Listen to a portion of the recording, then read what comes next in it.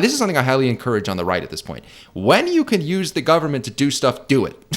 When you have the laws on your side, and again, we may disagree on this, Ben, because I know you have more libertarian leanings, but I am like, use the power of the state when appropriate to clamp down on woke bullshit, like exposing children to sex in the name of acceptance of LGBT nonsense.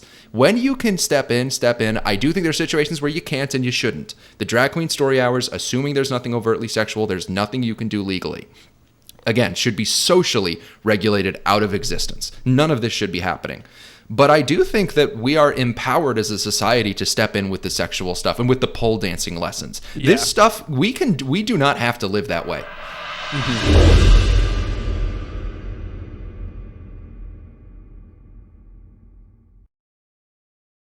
Welcome to the Veritas Podcast. I'm Scott Veritas. I'm here with my co-host, Ben Rebellis, and we have got a doozy of an opener for our first story that we're going to chat about today.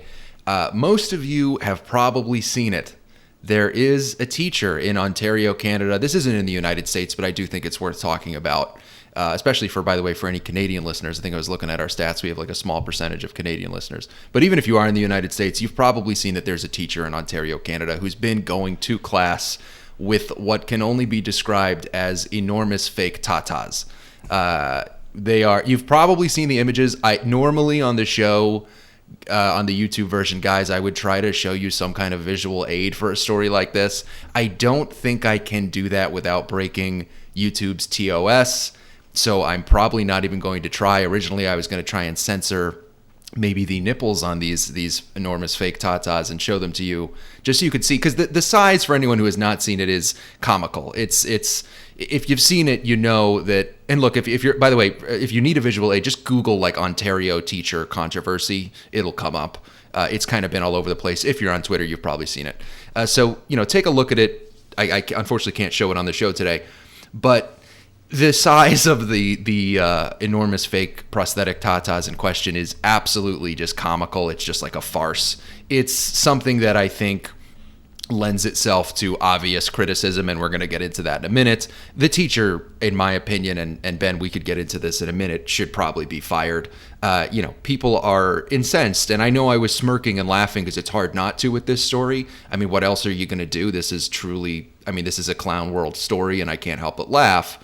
But it is infuriating. I mean, I don't have children yet, but if my kids were in school and this was their teacher, I would be in a lot of trouble. Let's just put it that way. This is really something. And I know it's not in the United States, but generally on this show, we try to talk about Western civilization as a whole. And this is something that unfortunately I think could happen in the United States. It may already be happening. It's just that we happen to have video of it. There's videos of this teacher who is a shop teacher, which is kind of interesting. The shop teacher's usually the guy who's just always wearing a flannel and sawdust, right? Yeah. This person is a shop teacher who has to move their enormous fake tatas out of the way of the buzzsaws that they're operating. It's a very bizarre sight. And I can only imagine, if you're actually a student in one of these classes, what that is like. I mean, the way I've been describing it is this is an image that just, it shouldn't make sense to our brains. And it doesn't. And yet it makes more sense that it should. Like, I think we're all kind of processing it as, this is gender ideology gone wrong. To give a quick take on it before we kind of get into maybe a little bit more of a dialogue, this is one of two things, possibly both of these things. I think that you have a teacher here who watches way too much pornography, has a very warped view of the female form, may have autogynephilia, which for those who don't know is the arousal from a man imagining themselves as a woman. Which there's a lot of research to suggest is perhaps the impetus for a lot of trans-identifying people. That is very controversial, by the way. You're probably not supposed to say that, but if you, I forget the name. There is a guy on Twitter who has done a lot of research into it, Richard something. There are people who've done research into this area, and there's a lot of research that suggests that it's more common than perhaps is acceptable to say. But I think that you have someone who has this fetish, who's watching way too much pornography. I don't know where you get a view of women where you imagine that this is what any kind of actual bust or breast size would be. And he's forcing the children in his class, the minors in his class, I think he's a high school teacher, to engage in this sort of fetish play with him. And these are enormous, and they're complete with fully erect nipples, by the way. If you've seen the photos, you know they come with fully erect nipples. And he's just forcing them to partake in a form of fetish play that has nothing to do with, even if you were going to go the route of like gender identity, nothing to do with that. This is a sexual thing that this guy's getting a rise out of, and it's really gross. The other aspect of it, the second aspect I wanted to bring up, is that he may be trying to bait his employer into a lawsuit. This is something where I'm actually a little shocked that this guy has not been fired. It is so beyond the pale that I would think even in the current context, even in Canada, which is of course a pretty freaking liberal country, I would think that this guy could probably be fired. A lot of people have been making comparisons to the episode of South Park where Mr. Garrison is trying to be fired, but they're trying to be accepting of him as a gay man, so they won't fire him. It's hard not to make those comparisons because, a lot of people suspect that this guy might be trying to bait a lawsuit because he could claim gender identity discrimination if he were fired. That's kind of the setup. Ben, I don't know what your thoughts are. This is one of the weirdest clown world kind of stories that I think has come up, certainly for this show, and I think really in just the past several years. Yeah, you scroll Twitter long enough and you kind of get numb to the libs of TikTok. You kind of see, okay, there's another blue-haired person saying something. This one caught my eye, though. Can't imagine why. It's attention grabbing. I agree with you. I don't see how this is any type of trans issue here. I actually went out searching to try to find someone who first of all is taking this seriously, and I think there's probably a pretty good claim that this is not serious, which I think we can talk about later. But I went out trying to find people who are defending this. Like, what's the other position? And it's just calling everybody's transphobes. It isn't okay with this, and there's no this is because I really do, and I've expressed my ignorance on this subject on this show before. I'm continuing to learn, but I don't understand how you could claim this is a manifestation of gender expression. How is wearing a fake piece of a body part any type of issue? Like, is this person so dysphoric that this is actually the cure? Like, this is the treatment? It just doesn't seem to me that can be a real fix to a mental health problem. And what I agree with you, I think the issue is just a person who is constantly putting on a performance that is overtly sexual in nature. Real women who have large breasts, I don't even know if it's physically possible to have this large of breasts naturally. Probably not. But this is a choice. This is, to be completely insensitive, a Halloween costume that is extremely sexual in front of children. This is a decision to show off fake anime titties to children. And if this is sincere, and again, I'm not 100% that it is sincere, I honestly, I don't get it. I honestly don't get it at all. Yeah, I think we're both kind of in the same place, Ben, where there's really no debating the merit of what's going on here. It's very hard to have a debate with anyone that would defend this, and I would honestly caution my audience from even attempting to do so. I'm starting to go more into the mindset that there are certain things that should not be debated because you kind of lose any debate simply by entering the debate to begin with. I saw Oren McIntyre, who's been on the show a couple times, talking about this on Twitter with reparations, and I think it's arguable that maybe reparations is one of those things. This I'm thrown into that bucket. When you have people who are teachers, who are trusted authority figures, who are supposed to put students in an environment where they're not distracted, where they're not distressed, where they feel safe, and where they feel like they can focus on learning and growing. It's to do this, to make it about yourself in this way, and not just yourself, but the most kind of dark and disturbing aspect of your sexuality, is such a deeply evil thing to do. It is hard not to feel genuine contempt for this person, and frankly for the system that is allowing them to continue this behavior. For those listening, as of today, to my knowledge, this teacher is still employed at this Ontario high school, has not been fired, has not been disciplined in any way. When the principal, I can't remember if it was the principal or the superintendent, but an administrator was asked by local media about this story, and they simply regurgitated talking points about protecting gender identity, blah, blah, blah, woke bullshit. Did not say anything to admonish this clearly inappropriate behavior. And Yeah, I kind of want to skip the debate step. I mean, before we get there, I want to talk about what we should actually be doing about this as a society in Western civilization. Again, this is not taking place in the United States, but it's taking place in Western society. And before we get to that, though, I want to get back to the point of debating it. There was an interesting kind of mini skirmish on this topic that had to do with Peter Boghossian, who is somebody I've had on the show that I'm a huge fan of. I love Peter. I think he's great. Peter is somebody who, for full context, is, if you don't know who he is, he's very interested in epistemology, how we come to know things, how we come to believe things, how we reinforce our beliefs. He's really interested in dialectic and dialogue and debating. And I appreciate that about Peter, and I think Peter's great. I'd love to have him on the show again at some point, including to discuss what has happened with him in this story, which is that he tweeted out basically that, in his view, this is an interesting story because the tweet basically said, like, if you look at this person and you try to articulate a position for or against what they're doing, it's actually really hard to do that in a kind of logical way.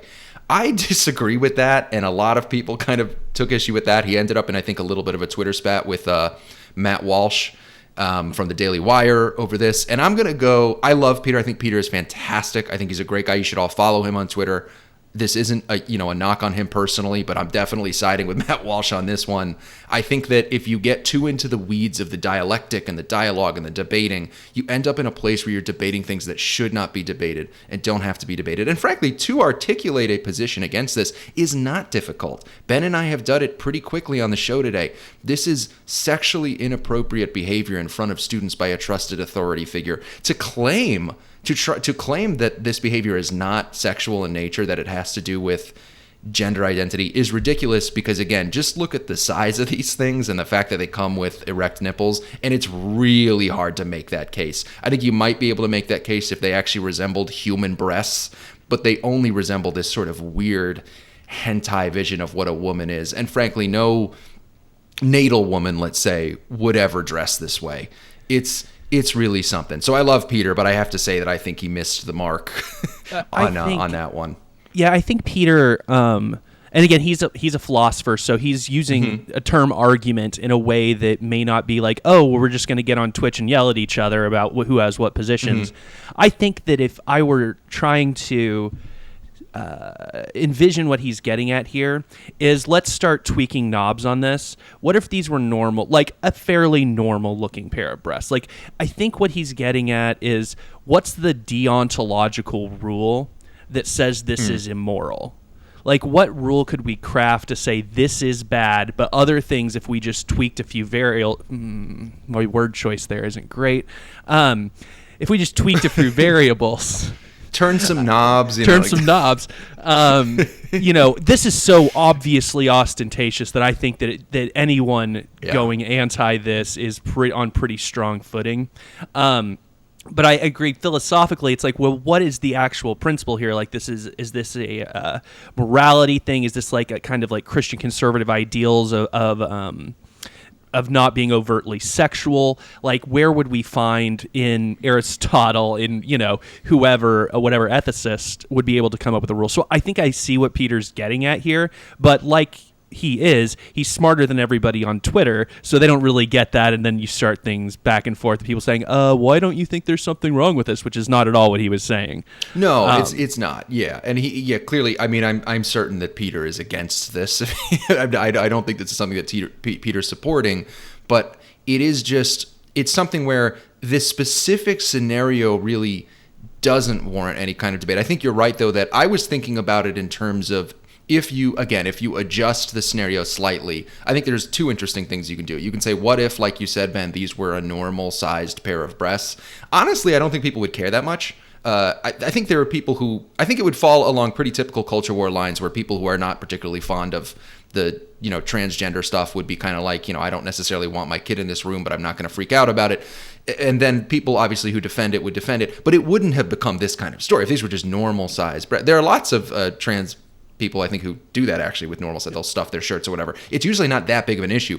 These are, you couldn't possibly learn anything with this person as your teacher. There's just no way. There's no possible way you could focus in a classroom where these things are just swinging around. The other version of the argument that I thought was interesting, just to play devil's advocate a little bit, is that hypothetically, if I were a principal, I guess, because I try to break these things down and think about them from the other perspective. So I put myself in the position, I said, okay, if I were a principal and a teacher came in for an interview, a teacher candidate, with a pair of natural breasts, a natal woman with a pair of natural breasts, a woman with breasts this size, which again, somewhere out there is some woman who probably has breasts these size, but it's going to be a 0.000001% of the population kind of situation. But let's say that woman wants a teaching job. What would I do? It's a genuine conundrum. What do you do? Do you tell them your boobs are too big to teach here? And honestly, I'm going to give my opinion for the show today, and people can argue about this in the comments. I wouldn't hire the person. I wouldn't hire the person to be a teacher. I wouldn't hire the person to be a high school teacher of teenage boys. And I don't think I need to explain why. If a woman, and look, I would feel bad about it. I would be like, in this case, this person didn't make a decision to do this. This is a person who obviously has a deformity, an abnormality. I mean, those would not be something you would want to have. I know it's generally considered a physical virtue of sorts to have big tatas. And for most women, it's kind of a boon to their existence in general to have them. But these things would not be that. And I'd certainly feel bad for any woman that has that kind of issue. But I wouldn't put them in front of a bunch of teenage boys to teach shop. I just wouldn't think it would work. I'd be like, maybe we have something else for you to do here at this school, but I don't think that's the best role for you. And that's just the reality of life, is that you can't have an honest understanding of what teenage boys are like and put that in front of them and expect them to learn. It's just a ridiculous thing to even entertain. Yeah.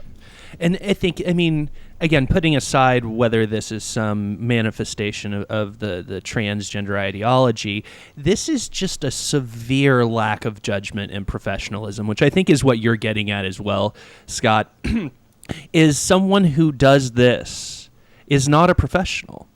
They're just not. Like, this is fake. And even in the situation you just posited, I bet that person doesn't dress like this. And I'm sorry, I don't know if there can be natural boobs this large, but there are definitely not nipples that look like that on any human being. Like, that is almost the worst part about this, is how, like, pointed they are. But again, if this is genuine, I think it's just narcissism. And to the other point that you were talking about, if we were in the United States and we were talking about like First Amendment rights, like speech rights in the U.S., like one of the legal standard is, people who go into schools, public schools, do not shed all of their First Amendment rights at the door. But the legal standard is basically whether it causes a disruption of the learning environment. And these are two very giant disruptions in the learning environment here that honestly prevent, and I think I've seen some comments from students that may have been collected there who said, we've just kind of put up with it because we don't think we can do anything about it. And you've got, and they're right, when the school board puts out, and this is the statement the school board put out, we would like to take this opportunity to reiterate to our community that we are committed to establishing and maintaining a safe, caring, inclusive, equitable, and welcoming learning and working environment for all students and staff. I do not think this is a safe or caring learning environment for students. It's just not. No, I haven't been in high school for about 10 years now. I'm 27 years old. I mentioned before, this image shouldn't make sense to us. It should look like some kind of surrealist painting from a deranged mind. Like, it just, the image of it, I can't fathom being one of those kids in that room. I can't put myself in their shoes, because to me, I never would have imagined when I was in high school.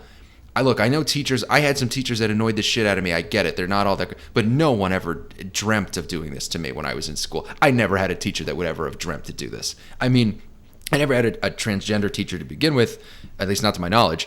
But, that's neither here nor there. I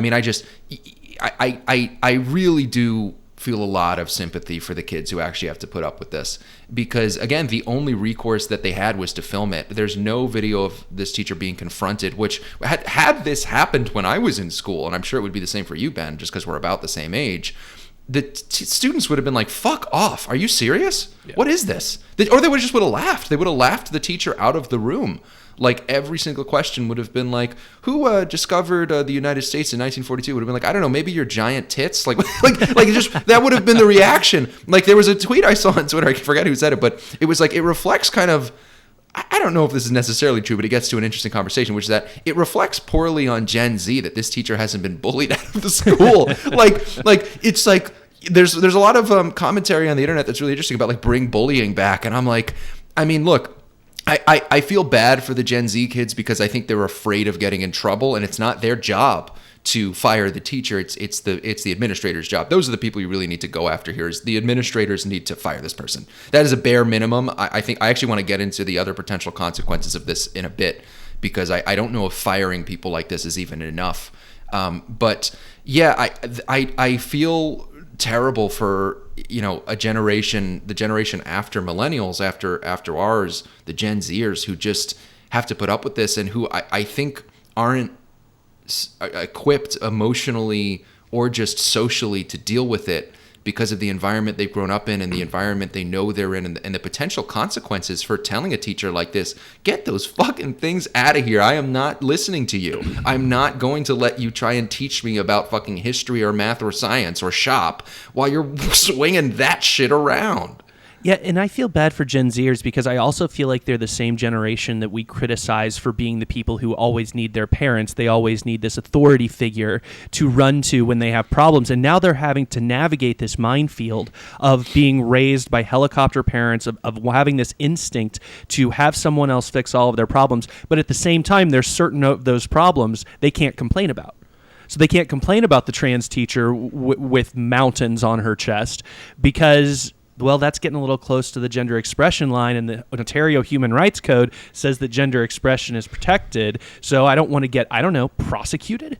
Yeah. Like Canada's very different than here, and so Gen Z are really navigating, or they've been formed to kind of want to rely on authority figures, but there's still some that they can't even go to the authority figures about because they're not there for them.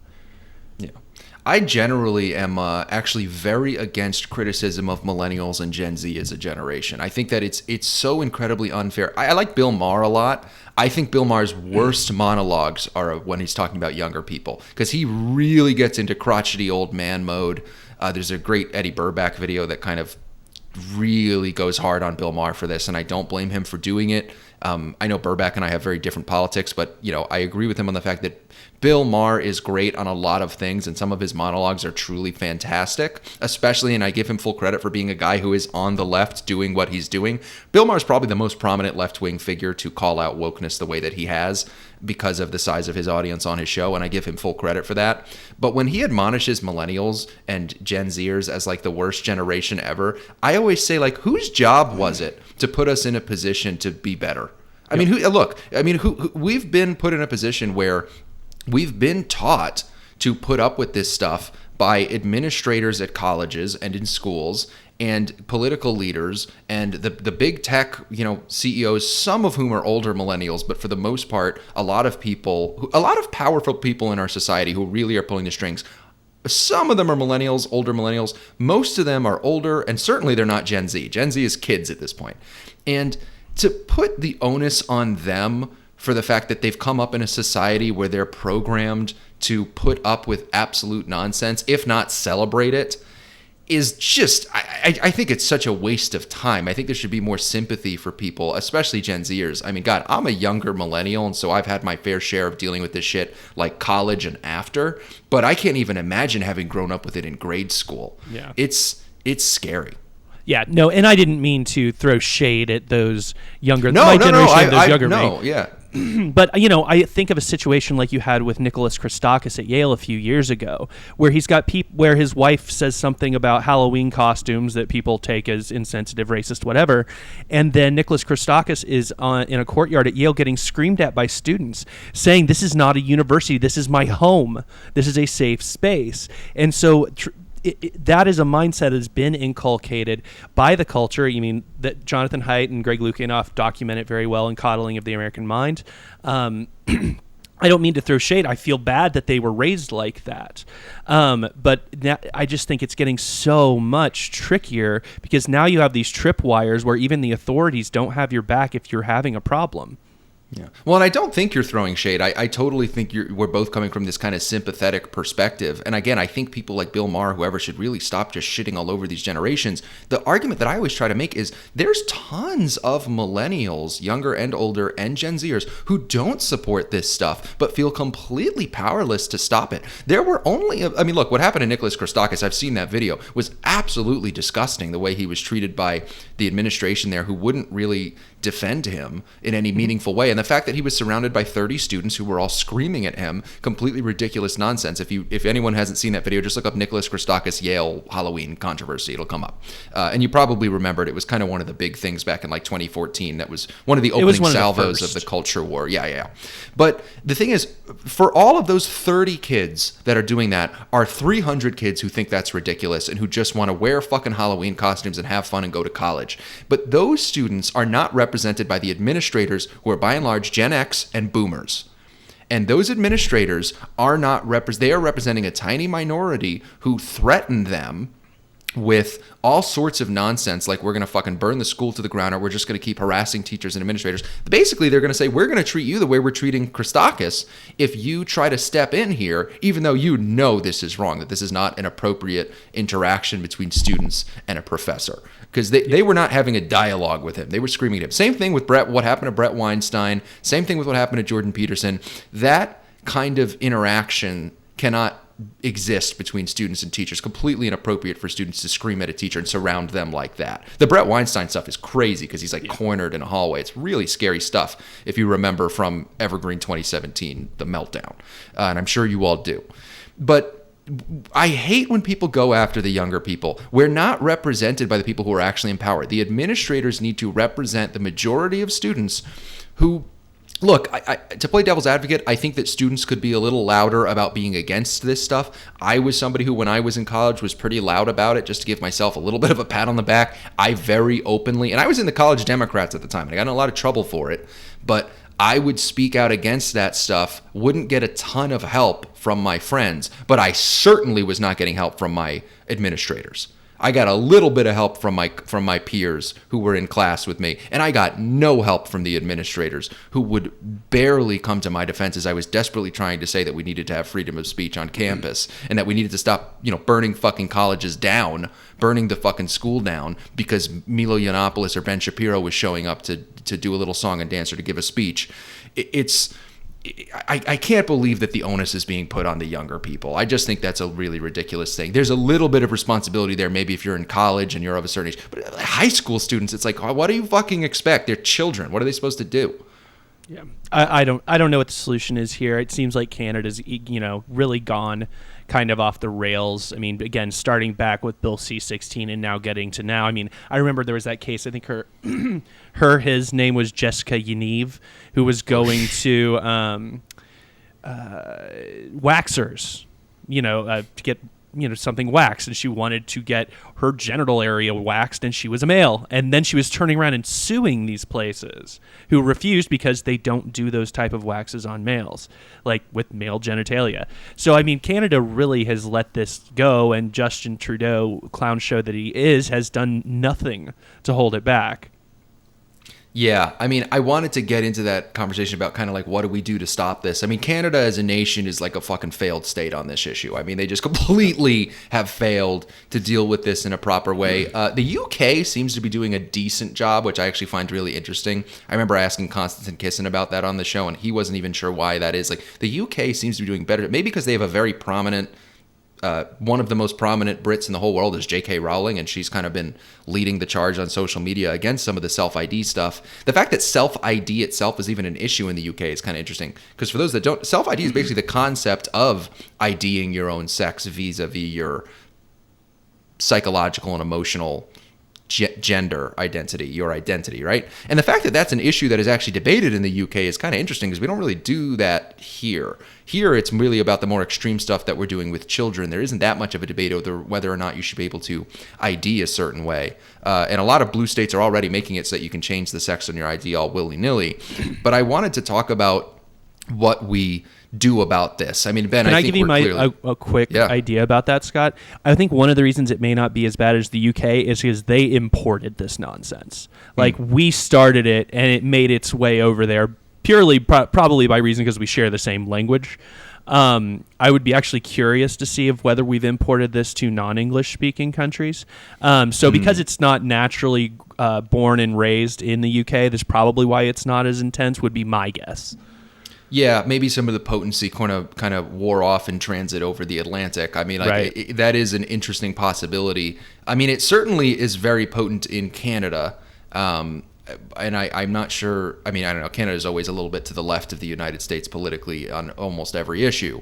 But yeah, in the UK, which is to the left, the UK is doing much worse with free speech, right? You can be cited and arrested for causing offense in the UK. Again, we discussed this in anyone who hasn't seen my interview with Konstantin Kisin should check it out because we discussed it. But they're doing worse on a lot of things because they don't have as strong free speech protections and things like that. But on this particular issue, it might also be that they've had a conservative government that is not under the control of somebody like Donald Trump. For any criticisms you might have of Bojo, he is, I believe, in my personal opinion, a little bit smarter and a little bit more respected across the aisle than someone like Donald Trump. And of course, I know they don't have Bojo anymore, but that was pretty recent. And I think that maybe his presence and the fact that he acknowledged the reality of biological sex and was able to do that from a place of a certain, I know he became very unpopular and eventually lost, but at one point he wasn't that unpopular. I mean, he was very popular when he was elected, and I think his presence may have helped. And just the fact that there's a conservative government there that isn't run by a sort of Trumpian figure might have been a factor as well. But I really want to get into like what the response to this stuff should be, because this gets into the issue of what keeps really kind of blowing up on Twitter. And I think some of these videos originally were blown up by libs of TikTok with this teacher and their tatas. I mean, it really speaks to just what teachers are doing with kids, and that the word groomer has been getting thrown around. And I think my position I've said this on the show multiple times, has been that certain situations are grooming and certain situations are not. If a teacher is trying to indoctrinate a student into gender ideology, that's terrible. That's really bad. I don't think grooming is the best word for it, because grooming really is about overtly sexual stuff, not sort of the weird philosophical underpinnings of gender identity, which are stupid and wrong and bad and shouldn't be taught to children. But it's not the same kind of sexual abuse that I think something like the Mrs. Von Tatas is doing. Anyway, I wanted to get into this though because something needs to be done about this. This is a disaster. This is becoming a huge problem. Libs of TikTok is able to produce like 5 of these videos a day. Even if you assumed some of these videos are taken out of context, it's clearly a massive issue that these people are teaching your children. Like, this is a major, major concern. I think we generally are in agreement that in the case of, let's call her Mrs. Von Tatas, I don't know their actual name, but actually her name has not been released. There was a Canadian reporter who thought that they had the name and then heard nothing from the school for like 5 days, and then the only comment the school would make was, "That's not the right name." So their name still. Somebody has probably not got been some released. interesting retweets or quote tweets or something, or Twitter messages if they had that name. But in any case, we're generally in agreement that person should be fired, and I think that that's pretty obvious. But in a case like that, and this is the worst case scenario, you have everything on the spectrum of a teacher who's maybe got a fucking gay rights flag in their classroom, which I would consider a little obnoxious for reasons I won't get into, but is pretty fucking small bananas compared to what we're talking about. And then on the other end of the spectrum, you have Mrs. Von Tata swinging those things around in a shop class. And we generally seem to be in agreement that this guy should be fired, but I've been entertaining the idea that maybe this guy should be put on a list. Like, I really, really wonder if that's enough to deter this kind of behavior. I guess it probably is. Like, if all of these people were getting fired, it's hard to imagine that they would continue this behavior. I guess if you're going by the principle of minimum necessary force, that's probably enough. But I wonder if there's more that you can and should do to prevent this, because it borders on grooming and sexual abuse of minors. It's not, again, this person has not been accused of sexually assaulting a child. I just want to make that very clear. They haven't been accused of touching or assaulting anyone, but it's bordering on sexual abuse of minors to do this, and to have the kind of conversations that some teachers are having on in those libs of TikTok's videos is bordering on sexual abuse. Yeah, a couple things. First of all, it's kind of weird how the word grooming has actually been somewhat perverted in this context. So the OK Groomers made it about like talking about sex and stuff with kids. So actually, the way we use it traditionally in criminal law is just you've got an adult who's just giving special attention to a child. So you have like a family that has 2 daughters, and then like the neighbor really likes the younger one, and so he's buying her all these gifts and taking her into the ice cream shop. It seems like the word grooming, whereas now we're explicitly talking about sexual contact with children or sexual displays in front of them, which this clearly is. It's just a much more extreme form of the more innocuous, like trying to build a relationship. But that's just kind of a aside. As for the list, as for crime, I mean, I think the school context makes this kind of an interesting question. I mean, I don't think we could pass a law as a society that would outlaw this. Sure. Because of just how difficult it'd be to write. Like, how much can your nipples be protruding before we lock you up? And if we did something like that, I mean, going to the beach would be so much less fun. But we would have to, but even in the school context, I think it's difficult just because you have this risk of arbitrary enforcement. Like, that's one of the reasons legislatures have to write clear laws, because you have to know that they won't be so open to interpretation that they could be arbitrarily enforced. And the same goes for people who are talking about banning family-friendly drag shows. I think we can all agree that just a man dressing up as a woman and reading a book is PG. There's definitely an ideology coming in there, and James Lindsay was recently, rest in peace, Conceptual James, not dead, just off Twitter. But James Lindsay was on Michael Malice's podcast, and he was going behind some of the literature that supports these drag queen story hours.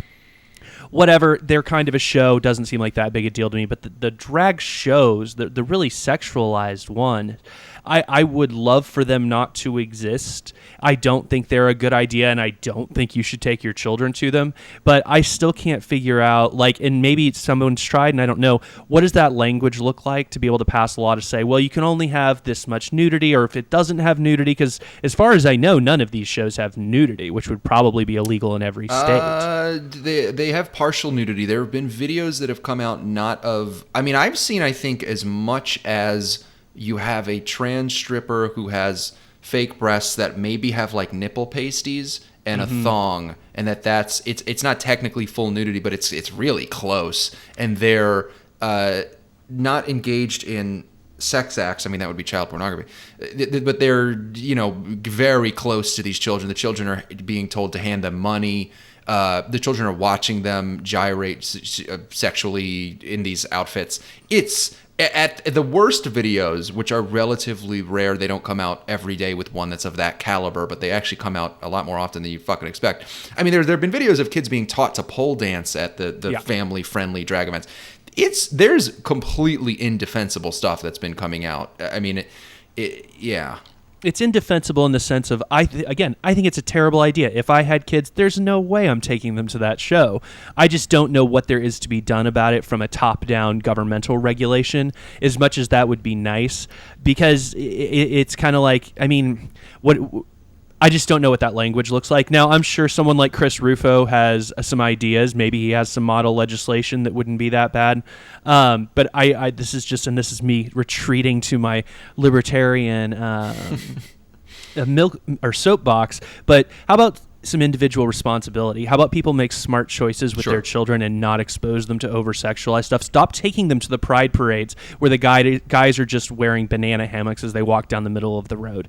Stop handing dollar bills to trans strippers who barely have enough clothes on to be able to walk around outside legally. Yeah. Well, so I've got a couple things to say there. This could be interesting. Because so you talked about two different things. You talked about the drag queen story hours, which are not overtly sexual in nature, assuming that the costumes are not particularly revealing. But I would say that, and you acknowledge this. I mean, you said, obviously these are ideologically driven to try and it is to normalize drag to children, which I think the government should not be spending money on. It's there's some obscene number that New York public school funds have gone to these drag shows. I'm sorry, you pay teachers, read to the fucking kids. Yeah.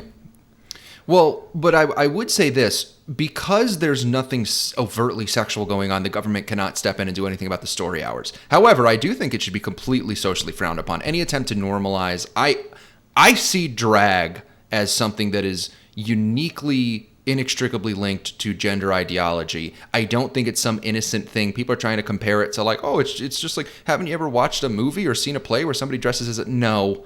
This is clearly, there's something else going on here. There's nothing the government can do, because at the end of the day, a person is allowed to read to a child in a weird costume. That's just that you can't make that illegal. But I do think it should be socially regulated out of existence. That's my personal position. It should be it should be ended extra legally, without any kind of legal imposition. Now, on the sexual stuff, on the nightclub stuff, my understanding is that you can't take a minor into a strip club.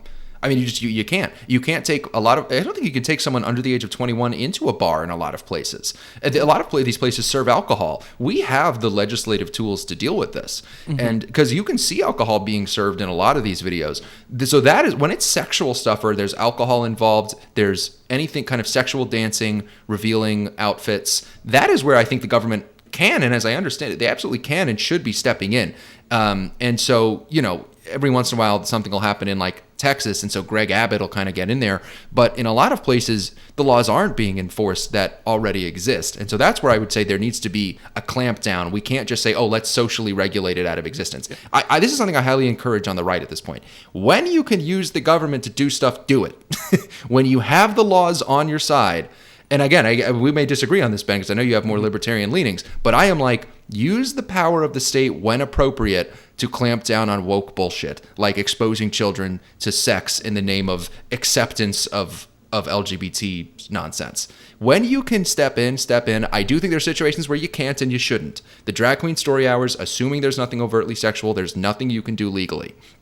Again, should be socially regulated out of existence. None of this should be happening.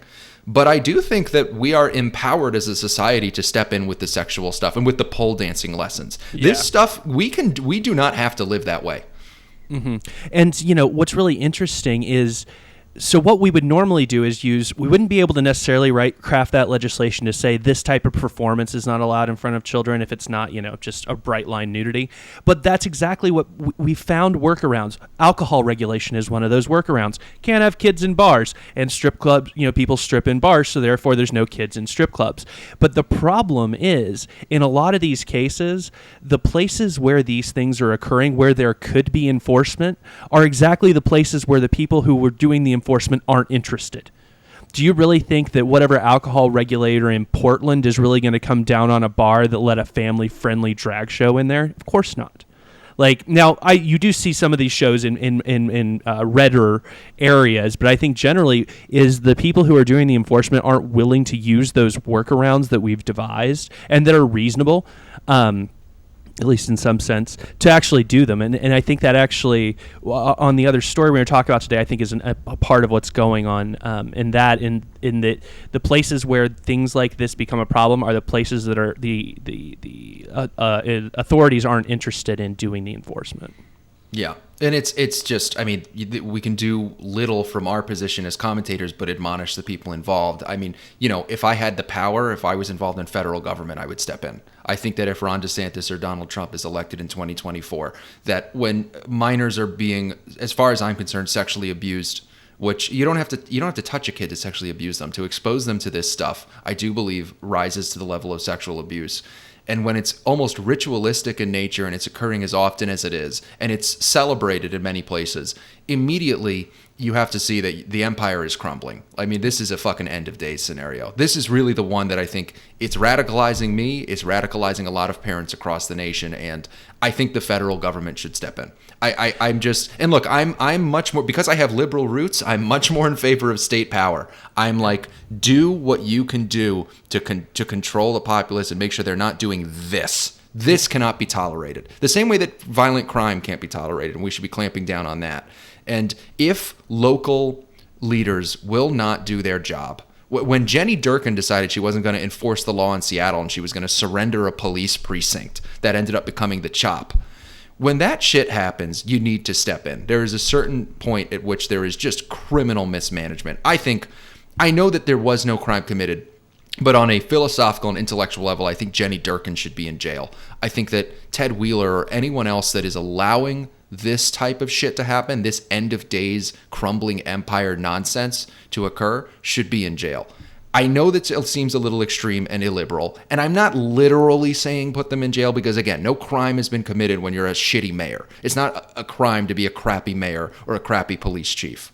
But I do think that the sort of conversations about conversations and the let's debate our way out of this phase of the IDW, the resistance, the heterodoxy needs to stop when it comes to the stuff with kids and with the ridiculous lack of enforcement of basic laws in a lot of these cases. And so that's just kind of, I've people may have noticed I'm getting a little bit more antsy on the show about this stuff, and it's because I really think that I'm leaning more towards people like Chris Rufo and Ron DeSantis who want to actually directly involve the government in these things. Just the more it becomes clear that we cannot socially regulate ourselves out of these types of situations, unfortunately. Yeah, I mean, at the very least, I hope the mayors of those cities that you named, I hope they go to sleep knowing they have blood on their hands. And not because of the trans issue stuff, but because when you allow an autonomous zone where people were killed, where you have the streets of San Francisco are basically people are walking over dead bodies because of the free and open use of fentanyl and heroin. Like, those mayors should at least go to bed sleeping not very well. Can I try to put a bow on this, Van Boobies, Yeah. Mrs. Van Boobies? What percent chance of this do you think this is not genuine? Because this seems so, one, trolly, but two, I found a Twitter thread. Now, so we're going to use the terms Twitter thread and 4chan. So obviously this is going to be very credible. But this is from, and I'm going to paraphrase this just for time's sake. But so this is a 4chan post I saw on a Twitter thread saying, this dude is gaming the system, and Anon here yesterday was in this dude's class. He was almost previously fired for toxic masculinity. He dropped red pills to his class and didn't like gender-neutral bathrooms, and that now he's upping the ante to exploit that and to get fired and sue for discrimination. I don't know what probability to assign to that here. This seems so outrageous that I think it's actually a non-zero probability, but I don't know what you thought about it.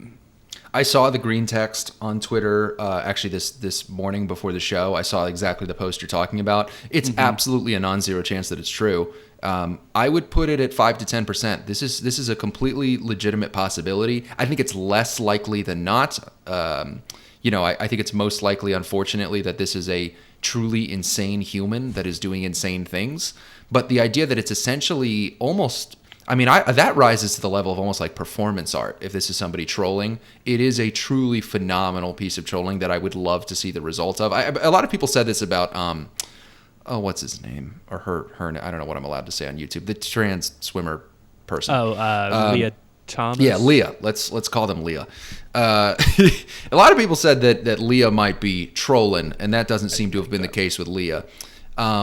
Again, it would have been really interesting. And by the way, it'd be super easy. If you're a guy out there who swims, who just wants to rise up through the ranks, be my fucking guest. I would love for people to be trolling this shit more because it's super easy. If for you to just go... Lauren Southern years ago went in and became... I think she's still legally male. I think Lauren Southern is still legally a man in the nation of Canada.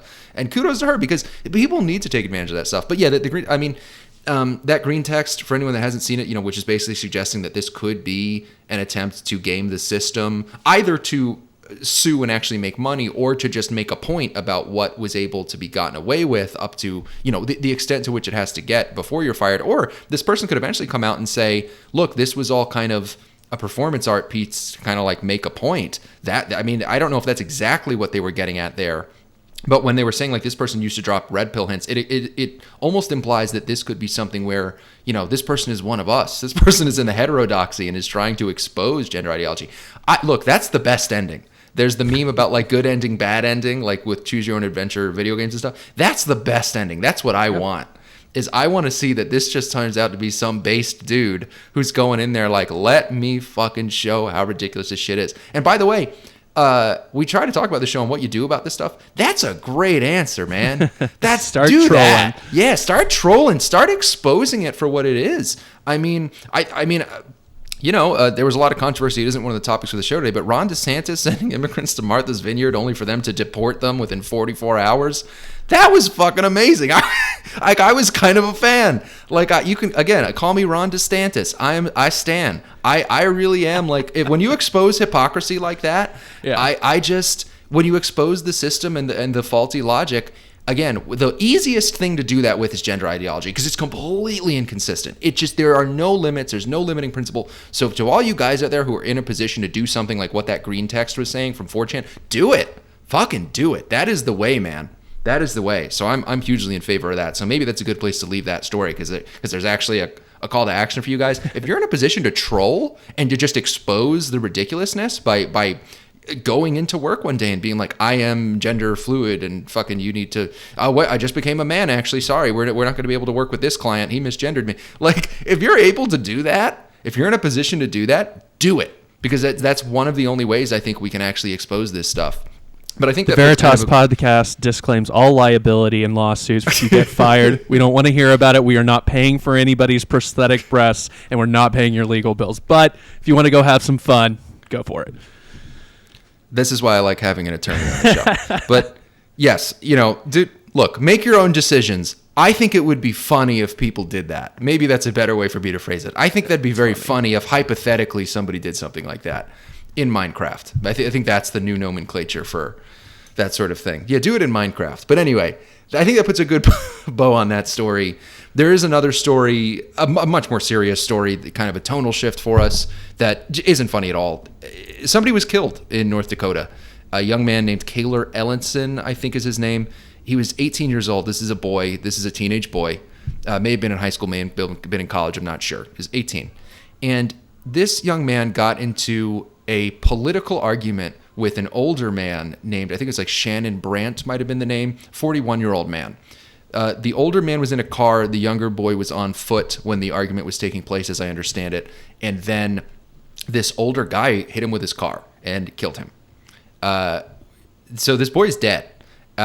When the man was arrested, and I think he left the scene, came back, called 911, and then fled again, and then was arrested. This is a weird story. And by the way, you've probably seen it, and I want to try and explain it as best I can, because it's a weird one, and I still don't fully understand exactly what happened, but I'm trying my best here to just give you guys the context.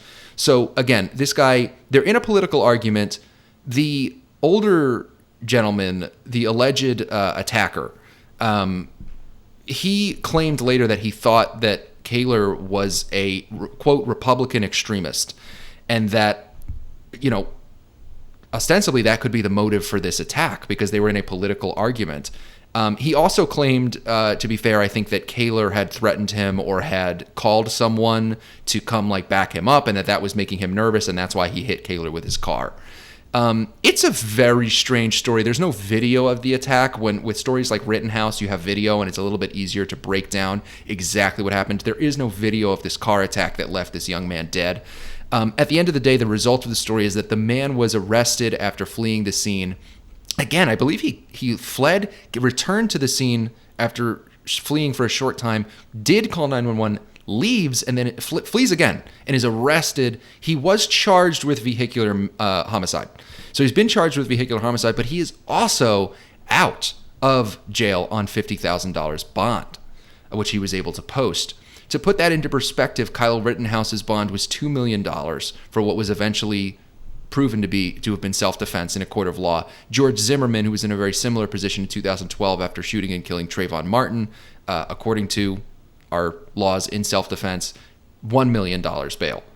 So I wanted to talk about this story because I know it's really raised the temperature on Twitter, naturally so, because a young man is dead and it appears as though the cause of death may have been being a Republican. And I will also add that the North Dakota State Police have said that there is no evidence that this young man was any kind of political activist or Republican extremist. So again, that adds more of a lack of clarity to the story in terms of what actually happened. It's a very bizarre story. But people are talking about the fact that at the very least, the alleged assailant in this case has claimed he did what he did because he thought he was arguing with a Republican extremist, and he allegedly killed this young man for that reason. And so I wanted to talk about it because it's a bizarre story. It's a really sad story, and it speaks to, I think, the fact that politically motivated violence is becoming an issue. A couple of years ago, a man was shot in the head in Portland. I mentioned Ted Wheeler earlier, who let his city get completely out of control in 2020. A man was shot in the head by Antifa, which was one of the first, and I think to date maybe the only example of lethal Antifa violence. They usually don't kill people, but they often beat people up. There's a guy named Billboard Chris who wears sandwich boards that say something to the effect of "Don't mutilate children because you think they're trans." His arm was broken during an attack earlier in the year. He's constantly getting assaulted when he wears his billboard. Andy No in 2019 famously was attacked by Antifa rioters in Portland. Portland seems to be one of the worst places for this. Andy No was milkshaked and then hit with carbon fiber knuckles, causing a brain hemorrhage. This kind of stuff is happening more and more often. This is a lethal case with a very young victim, and so it's particularly upsetting. And I thought we should talk about it because I don't know what really there is to say, except, there's the obvious aspect of the double standard. I mentioned the bail amounts. I just want to try on the show not to lean too much into if the situations were reversed. Could you imagine? Just because everybody says that every time. But I don't know, Ben, what else is there to say about this? Yeah, so this is the case that I'm hesitant to speak too much on because it is very weird and we have very little evidence. So this guy was drunk. I'm not sure if you mentioned that. So he Correct. I left that out. Yeah, he admitted to being drunk and voluntarily took a breathalyzer, I think. Which does explain why he fled the scene, because maybe alcohol in your blood dissipates as time goes on. So if you catch somebody who's 3 or 4 hours later, they may not be over the legal limit anymore. Whatever. But if you're but then this guy gives the cops a motive for murder by saying they were in an argument and he was an extreme Republican. If you were just drunk driving, in almost every state, killing someone while drunk driving is going to be a lot lower sentence than murder. So why are you giving the police a motive and a reason to charge? And he could still be charged with murder. They just haven't done that yet because the criminal vehicular homicide, which is an OWI offense, you would just normally call this OWI causing death or DUI causing death or something like that. It's a Class A felony in North Dakota, punishable by up to 20 years. Murder, I think that they can go all the way to life without parole or life with parole. There's also evidence of prior involvement. CNN reported that the victim's mother told investigators that the teen called her shortly before the incident to ask if the family knew this guy. And then she said her son called back a short time later to say he was being chased. So there's evidence of prior involvement here, or at least them knowing each other. There's evidence of a weird giving of a motive by the defendant, which is very strange. It is truly bizarre. So this is a very weird case to know what's going on. And the other thing I didn't understand is it happened. So the guy, I don't understand how you're having a political argument. One guy's in the car, one guy's not in the car. And so the two terms I heard used about the setting for this were, quote, street dance. And Fox News used the term outdoor street concert.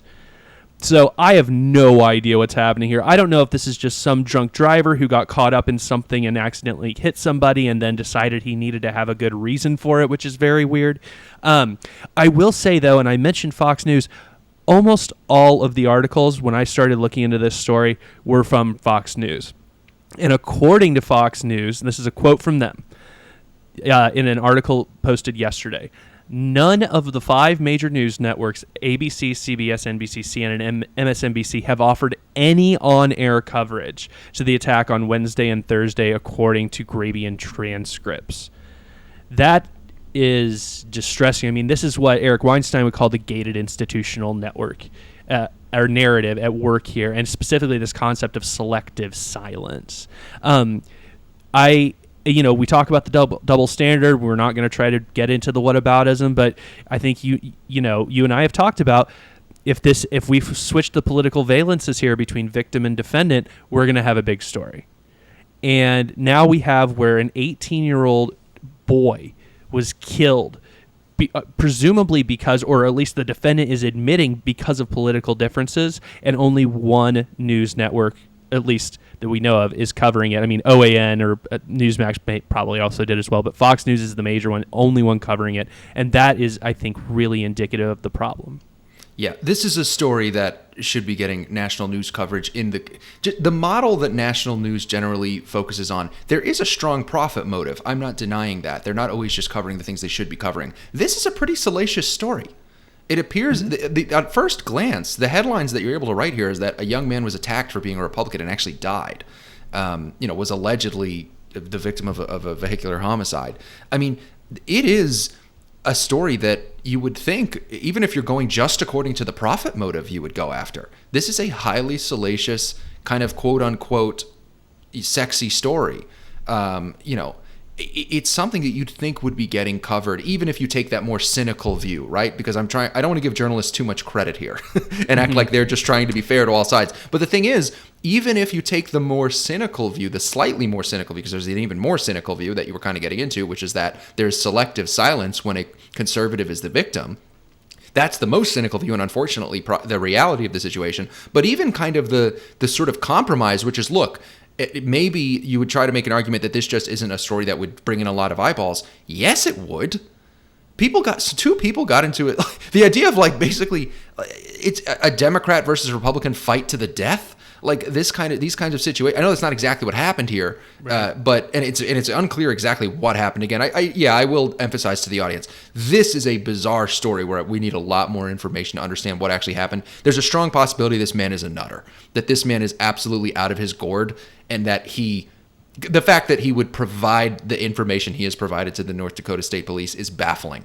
The idea that anyone would provide that information, even people who aren't super up and up on criminal law, the idea that you would say, oh, well, I got in an argument with the guy and so I hit him with my car because I felt threatened while he was not in a car, is an unarmed person, by the way, that Caylor was unarmed. It's baffling. And the man also has expressed a great concern. I saw in another story, there's a 30-second snippet of him being interviewed by police where he says that he's very concerned about his job and his family and things like that. And it's do you not know what you just did? Do you understand that you killed someone? You just killed a person. I say what you want about Kyle Rittenhouse. He seemed to understand he was in not the best situation after his self-defense case kind of came to light. There are things you just shouldn't be thinking about in these situations. Your job is actually the least of your worries right now for this guy, Brandt. It's a bizarre story, but yes, the fact that it's not being covered by any view, if you take almost any view, no matter how cynical you want to be, is strange. It seems like a story that should be getting more coverage. It's pretty obvious it's not, because the victim was a conservative. And that is very concerning. When we start basically having a sort of, first of all, you could argue a two-tiered justice system because of the bond amounts. The fact that Kyle Rittenhouse, who was proven later to be innocent, had a $2 million bail, and this guy gets a $50,000 bail. And I know there's probably a lot of factors that go into that, depending on the state, depending on the judge, sure. But you could argue there's a two-tiered justice system for conservatives and liberals, especially because police seem very reticent to go after Antifa when they're attacking Anti-No or whatever. I believe there were police very nearby when that happened in 2019 that did very little. And also, there's definitely a two-tiered system of sort of public justice in terms of what there's the saying, the court of public opinion. Well, a part of that process, because there should be some social judgment of these things. It's not like the court of public opinion just shouldn't exist at all, right? That you can't have a society without some degree of public judgment. But the media plays a very important role in that by providing information for people to judge. And the fact that they would take a case that is criminal in nature, where a person was killed allegedly because of their political views, and completely smokescreen it. To be fair, by the way, I think the quote you had was about on-air coverage. I saw one article from CNN covering the story. It was not on-air coverage, though. My quote was on-air, yeah. On-air coverage. But I did see a little bit of information in CNN that, for all I know, it was because I was specifically looking for information on this story, so I don't think I assume they probably didn't put it in their headlines. Maybe they did. I don't think it was a top story for them. Maybe it was. Again, I found it because I was Googling about the story, and it did come up for CNN, but it wasn't on-air coverage. And it just, they'd be covering it if some BLM activist got hit by some Republican nutter who was claiming, like, I thought he was an Antifa. It's just, we can't have a double standard on certain things. Like, you know what I mean? Like, look, double standards and hypocrisy are part of living in a free society. People are hypocrites. But this is one where we really got to be consistent. And unfortunately, there's just not a ton to say about it because of the lack of information and also the fact that, but the lack of information has never stopped those other outlets. Look at a case like Jacob Blake. Jacob Blake was a justified killing. Look at, was it Michael Brown in Ferguson? Totally justified killing, but before anything was ever known or investigated, all of those news outlets that I just listed were willing to put the story out there. For them, this is not about, we're being journalist, making sure to get the facts all up front. No.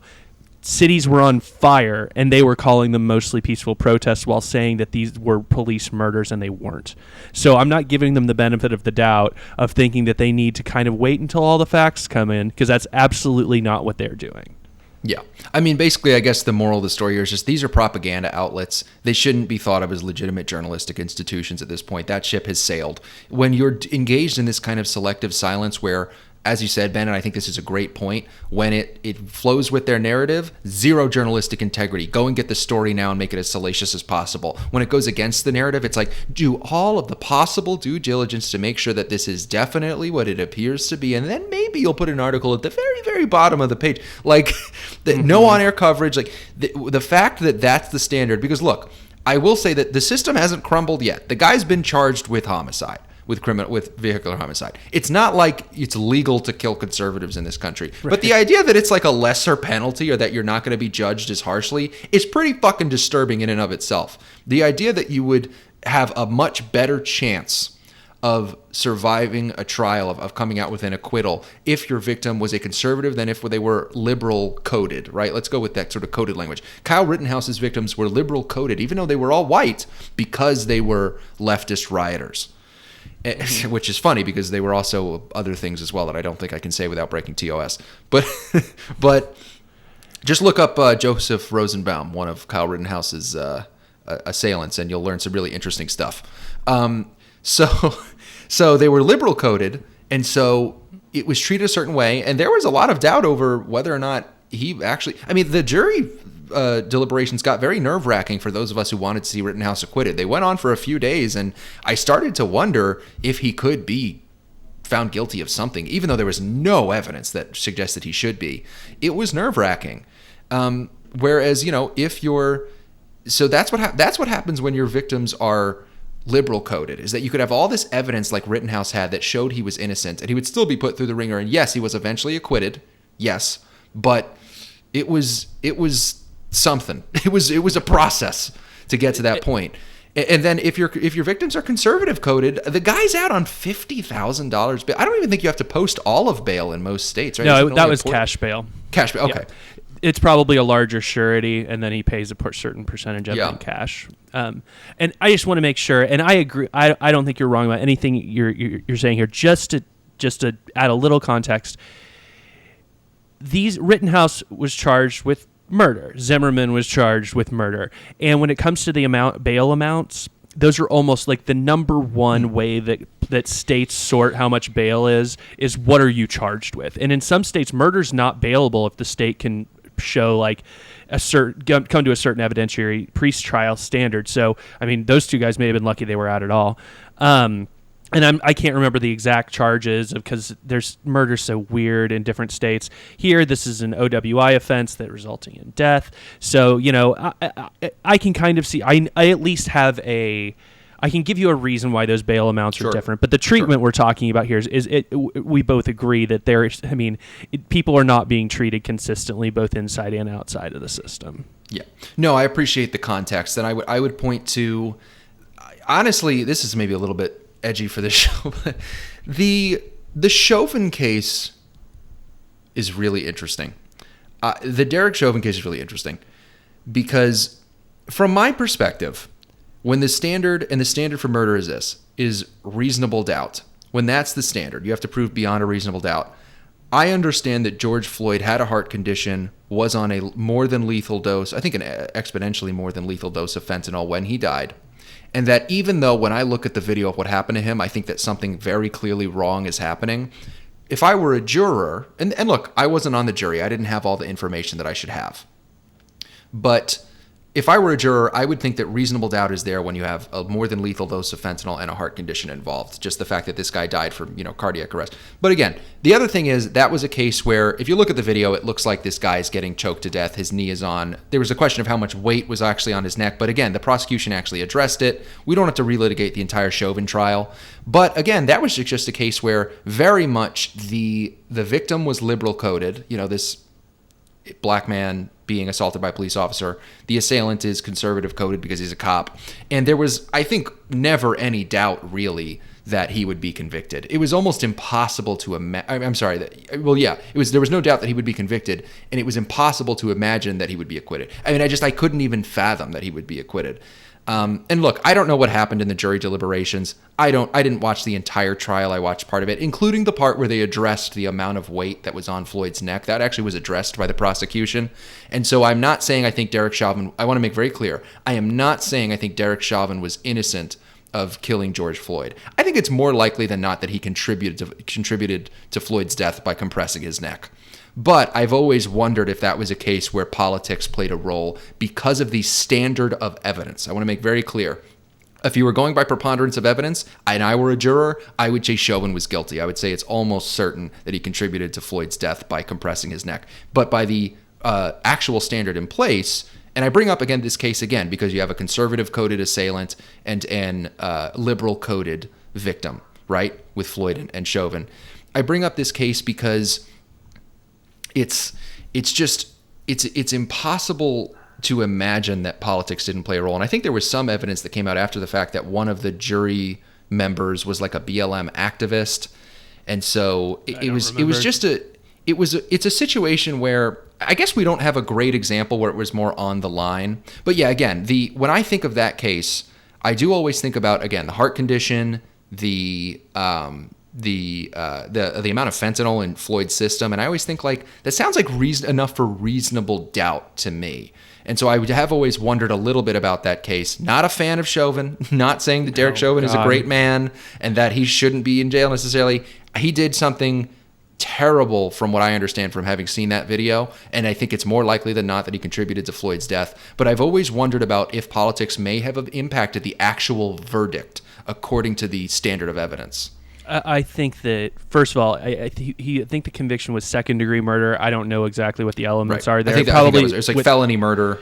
Yeah, like that. It was without premeditation is usually what second-degree means. But that was kind of the thought. If I had been Derek Chauvin's defense attorney, I would have been extremely concerned.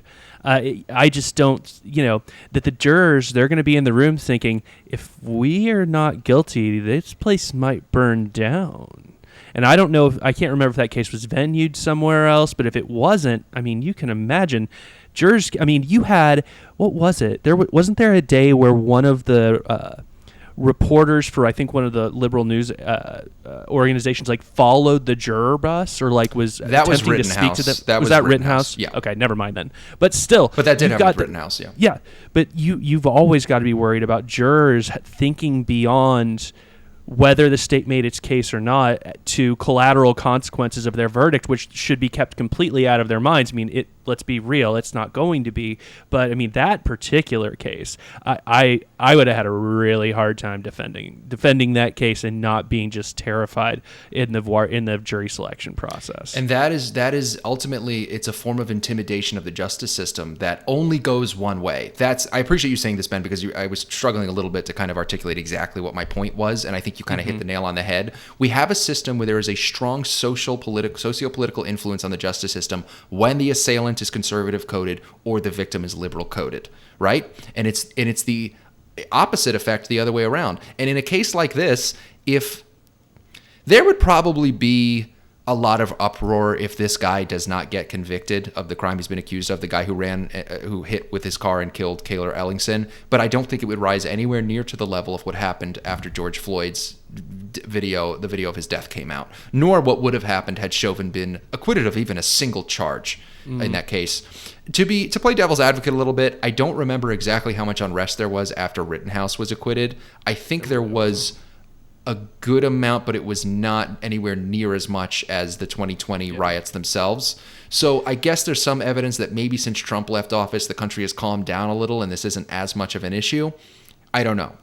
But at the very least, it's something to monitor closely, because we cannot have this sort of, again, you end up with a two-tier justice system where, depending on the political coding of the plaintiff and the defendant, it impacts the jury's deliberations, because they know, I mean, look, Rittenhouse being acquitted was one thing. Had Chauvin somehow been acquitted, especially if he had been acquitted on all charges, it's impossible to imagine the country wouldn't have went up in flames, and that it could have been worse than the initial rioting of summer 2020. So I think that's a good place to leave this story, because, again, we have limited information. And thanks, Ben, for giving the context on the bond stuff. I think that is an important point. And again, I would encourage people to monitor this story closely, because the possibilities there's kind of a range of possibilities of what actually happened here and who this alleged assailant actually is. He might just be a completely insane person. I think that seems a more likely than not scenario, that he's less of a political terrorist type and more of a absolute moron who just doesn't understand the situation he's in. Kind of a weird guy, and I would just monitor the story closely.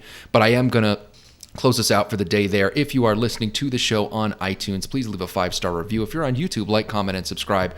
I know you want to comment. I know you want to talk about what we're talking about. Feel free to disagree with us. I will debate you in the comments. If you're respectful, you know what? You don't even have to be respectful. If you say something that's interesting, if you say something interesting, I will debate you in the comments. Not if you say something stupid and annoying, but if you say something interesting, even if you disagree with me in the comments, even if you're a little nasty about it, I would love to hear from you guys in the comments on YouTube. I appreciate all of your comments. Like, comment, subscribe, 5 stars on iTunes. Thanks for listening, and I will see you next time on the Veritas Podcast.